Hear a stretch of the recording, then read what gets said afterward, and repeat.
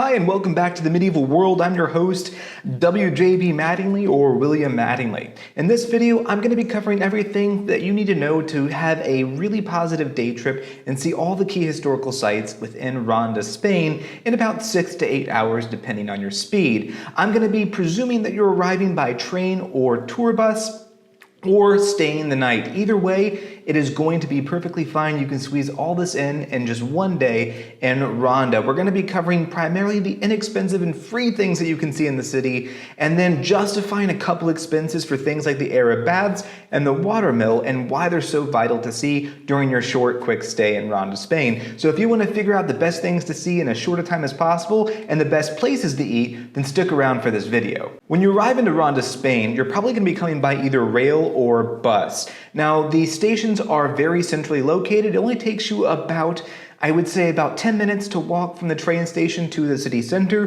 which is all based around the new bridge, which is the main site that you think about when you think about Ronda, Spain. It is the center attraction. What connects the old town to the new town. Now, once you arrive in the city center, I would highly recommend that you make a quick line to the gorge of Ronda. Now, the reason for this is because this is a spot that's going to be exceptionally crowded very, very quickly. It's also going to be the most physically demanding thing in this video. So you want to make sure, especially if you're arriving in the summertime, when you're going to have lots of crowds and probably a high temperature, in the 90s if you're using Fahrenheit, or in the low 30s if you're using the metric system. You want to make sure that you do this early in the morning when the temperatures are still a little cooler. So what you're going to do is you're going to cross the new bridge and you're going to make your first right and follow that road down just a little ways and you'll find the entrance to the gorge. Now, the first bit of this path is going to be paved. It's easy to walk. You're going to have really great selfie spots all the way down. You're going to have a great view of the bridge as well as a great view of the gorge in its entirety from these locations. However, if you want to take maybe 30 minutes longer, you can do a really cool experience that's not talked a lot about on YouTube when you're talking about Ronda. And that is to take the dirt goat path all the way down to maybe a little lower, about 100 yards or so, or 100 meters, if you're using metric. Now, the reason why I'm encouraging you to continue down this path when it changes to a dirt path is because if you are able to climb maybe 3 or 4 feet or about 1 meter, then you're going to be able to take in some really cool shots from really low facing up to the gorge. But more importantly, there is an abandoned village, yes, an abandoned village down in the bottom of the gorge. And it looks kind of creepy. It looks like a dystopian video game. You can get some really cool shots. They are fully abandoned. You have overgrowth taking over these old houses from an old milling village. You can crawl through tunnels if you want to. I don't encourage it. It's probably dangerous. But you can really have this little place to yourself. When I went, there was no one there. I was all alone. I didn't even know it was there. I just kept on walking down and eventually stumbled upon it. And I was a little creeped out. But if you know it's there, if you're going to find it, then you'll be able to enjoy the experience and not be creeped out, hopefully. Now, what you're going to do is you're going to get your shots. This whole thing's going to be about an hour. You're going to walk back up to the top of the gorge. Once you get to the top of the gorge, you're going to follow the main street all the way down through town. It's going to wind, and it's going to be about a 15 to 20 minute walk depending on your pace. The reason why you want to walk this way is because there's a lot of nice shops you can stop in for souvenirs. There's some antique shops, well worth a visit. Not a lot of cafes once you get away from the bridge, but if you keep on walking, you'll find the old walls of the city of Ronda, and that's going to be where you find Charles's Gate. If you're interested in the history of this part of the city, I have a whole video that talks about the Roman and the medieval sites in Ronda.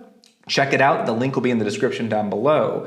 Now, what you're going to do is this is a great place for photo ops. Maybe grab a nice little coffee. Don't grab lunch here, though. The food here is going to be fine. It's going to be okay. But there's a much better, a much cheaper place to get tapas in Ronda. So what you're going to do, this should bring you to about probably 11 o'clock if you're getting in at 9 a.m. It'll bring you to about 1 o'clock if you're getting in at around 11 a.m.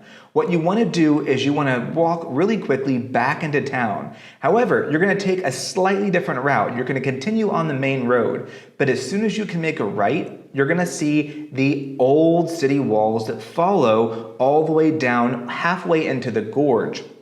You're going to follow these Roman walls, or these medieval walls, all the way down. It's great views the entire way down. It's a pretty easy walk. Most of the path is going to be handicap accessible, not all of it. Ronda is not a very handicap accessible city. That's just one of its faults of being an older medieval town up in the mountains. However, this walk is somewhat handicap accessible. You might need a little help, especially as you get to some of the steps going down. However, it is well worth your time. If you need to, you can get to the same path by car if you go around the outside of the city. The reason why this path is worth your time, because on the way down, you're going to see a place that you can visit for only €4.50 called the Arab Baths. This is probably the best experience you're going to have in Ronda, Spain. There is a 20-minute video that is aired in, I believe, Spanish and English throughout the day on a loop. This means every 30 minutes or so, you're going to have a new playing of it in a different language. However, if you stick around for an hour, it'll be in English for you. And if you're watching this video in English, chances are you do speak English. However, if you speak Spanish, you can also listen to the video in Spanish. Now, this video covers not only the Arab Baths, but a lot about the city of Ronda during the Middle Ages. It is well worth your time. Once you're done with the video, you can tour the baths, which are exquisite. They've been beautifully restored. You can also go outside. You can see the old original watermill, which you'll learn about in the video, or you can watch my video that talks a little bit about this. You can see some of the old walls and the little aqueducts that would have been used to feed water into the baths, which would have been heated by a steam room. Now, once you're done with the Arab Baths, which is probably about an hour visit if you stay for the whole video, you're going to exit and you're going to go to the right. Now, the reason why you're going to go to the right is because right next to this is the original bridge of the city of Ronda. Now, everyone, when they talk about Ronda, all the videos you see, the new bridge, which was built, I think, only like 150 years ago, gets all of the attention, and for good reason. It looks beautiful. However, this bridge is very new. If you're interested in the older history of Ronda, this bridge dates to the Roman period. It was rebuilt during the Arab period, so you've got a Roman foundation with a medieval bridge. It's at one of the lowest points in the gorge. It's quite small, but what you get from this bridge, besides being able to be on part of history, is a view of the third bridge of Ronda, which is called the Ponte Vecchio, or the Old Bridge. Now, this is going to be another great sight looking up at one of the key bridges. Now, once you're done with this, turn around and walk back up. There is a new path that you can take just to the right of the Arab Baths, and you can follow a winding set of staircases going up into the main city of Ronda once again. Once you're back into the main city, it's probably going to be time to eat lunch. You're going to be pretty hungry. Now, there is a great restaurant that you can go to called, I have to read off my sheet here, Lechuguita. I'm going to link it in the description down below, as well as provide a map to where you can find this restaurant. It is the hottest tapas restaurant in Ronda. It gets packed very quickly, so you're not going to be able to reserve a table. You're going to have to order in Spanish. It's going to be cheap, an amazing experience, and it's going to be some of the best tapas you will eat in all of Spain, I promise you.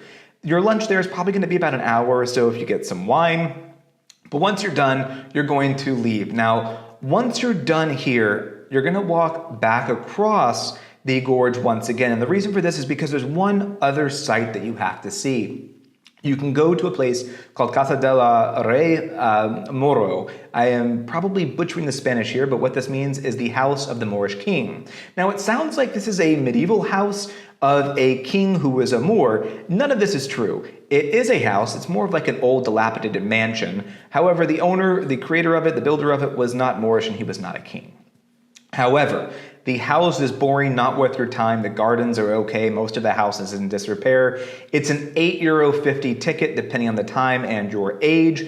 It can go anywhere from €6 to, I believe, €10, depending on the season and your age.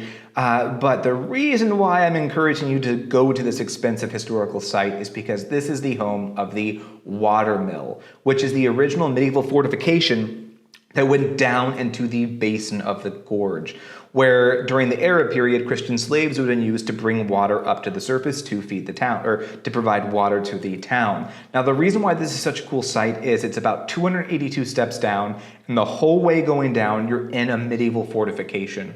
As a medievalist, I was in heaven here. It is beautiful architecture. You're getting to see gorgeous arches the whole way down. There's an armory, there's a mystery room. You get to go down, you get to even put your feet in the water of the gorge if you want to, which is ice cold, but in the summertime, that is going to be an amazing experience. This whole thing, the way down, the photo ops, probably looking at about an hour. So at this point, you can either go back into Seville, Granada, Nerja, Malaga, depending on where you came from, or you can go back to your hotel, and it'll be time for dinner if you want to stay in Ronda. Now, there's a lot of restaurants that you can eat at in Ronda. However, there is one that is by far the best, bang for your buck. It's a place called Las Maravillas.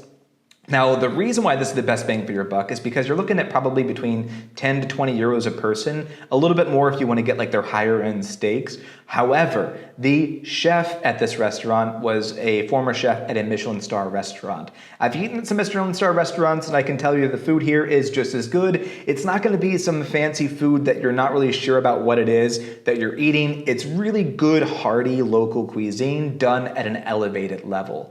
Now, after this dinner, you're probably going to be full. You can either go back to your hotel room, you can go back to your Airbnb, you can go back to your train station, bus station. However, it'll probably be around 7 o'clock, which by Spanish time is a very early dinner. But trust me, after this day, you're going to have walked up and down a gorge multiple times. You're going to have probably walked anywhere from 10 to 12 kilometers. You're going to have seen a lot. You're probably going to call it an early night, maybe enjoy a glass of wine while you sit by the gorge, or enjoy a glass of wine and take a nap on your train back home. However, this is the best itinerary for seeing all the free and slightly costly historical sites within Ronda. Hopefully you've enjoyed this video. Let me know if you've liked it. I'll do more like this, more of these itineraries. If you want to learn about the history of Ronda, check out the video on this channel called Roman and Medieval Ronda. Thanks for listening.